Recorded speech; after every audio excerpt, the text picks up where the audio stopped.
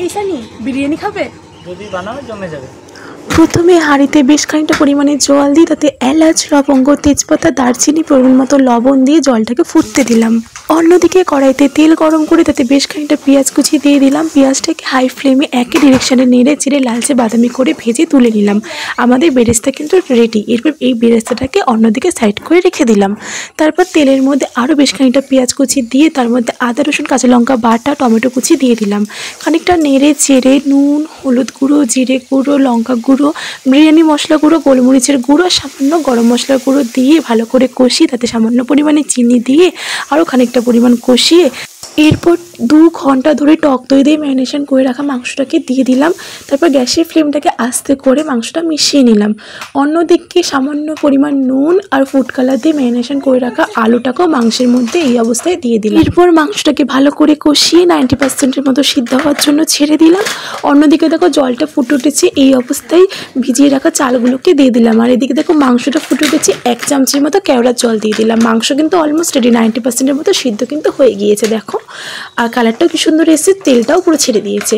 অন্যদিকে আমাদের চালটাও কিন্তু রেডি। আমি বিরিয়ানির জন্য extra long biryani basmati rice নিয়েছিলাম আর এটাকে 1 ঘন্টা ভিজিয়ে রেখেছিলাম আর 90%-এর মতো সিদ্ধ করে নিয়েছি। চলো এবার লেয়ারিংয়ের পালা। দেখো লেয়ারিংয়ের জন্য প্রথমে আমি হাঁড়িতে বেশ খানিকটা সাদা তেল নিয়ে নিয়েছি, এটাকে হাঁড়ির সারা গায়ে লাগিয়ে নিয়েছি। তারপর নিচে তেজপাতা দিয়ে দিয়েছি বেশ খানিকটা, আর মাংসের যে আলুগুলো ছিল সেই আলুগুলোকে প্রথম লেয়ারিংয়ে দিয়ে দিয়েছি।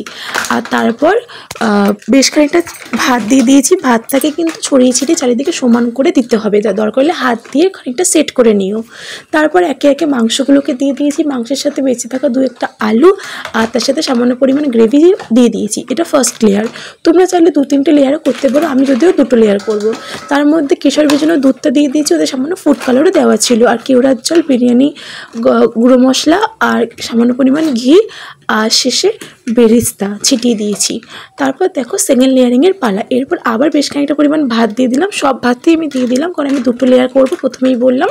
তারপর অবশিষ্ট গ্রেভিটা দিয়ে দিলাম আর তার মধ্যে আগে থেকে সিদ্ধ করে রাখা ডিমগুলোকে দিয়ে দিলাম। তোমরা চাইলে ডিম ইউজ নাও করতে পারো, আমার ভালো লাগে তাই আমি করলাম। তারপর আরও বেশ খানিকটা বেরেস্তা আর সেই কেশরের জন্য দুধটা দিয়ে দিলাম। তারপর আরও বেশ খানিকটা ওই 2 চামচের মতো কেওড়ার জল আর বাকি অবশিষ্ট ঘিটাকে দিয়ে দিলাম। তারপর বিরিয়ানি গুঁড়ো মশলা দিয়ে দিলাম। আর হ্যাঁ, সবথেকে যেটা ইম্পর্টেন্ট, যেটা কলকাতা বিরিয়ানির ফ্লেভার আনার জন্য যেটা দিতেই হবে, সেটা হচ্ছে মিঠা আতর। এটা আমি 4-5 ফোঁটার মতন দিয়ে দিলাম। এনাফ, এর থেকে বেশি দেওয়ার দরকার নেই। দেখো এখনও কিন্তু দমে বসাইনি, কত সুন্দর দেখতে লাগছে না?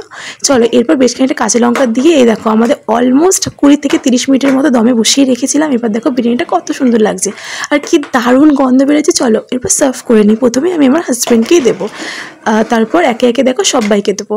চলো দেখো দেখতে কত সুন্দর হয়েছে না? একদম তলা থেকে আমি বিরিয়ানির মাংসগুলোকে বার করলাম। যদি আমি খুব একটা কাটিং করতে পারি না বিরিয়ানি, কিন্তু ওই যাই হোক করে দেখালাম। তোমাদের কেমন লাগছে দেখে কিন্তু আমাকে জানাও। আর তোমরা কারা কারা বিরিয়ানি খেতে ভালোবাসো আমি কিন্তু কমেন্টে জানাও। আর হ্যাঁ, চ্যানেলটা নতুন হয়ে থাকলে প্লিজ সাবস্ক্রাইব করে দাও। চলো এবার বরকে দেওয়ার পালা, জানা যাক কেমন হলো। কি গো, কেমন হয়েছে বলো? দারুণ হয়েছে।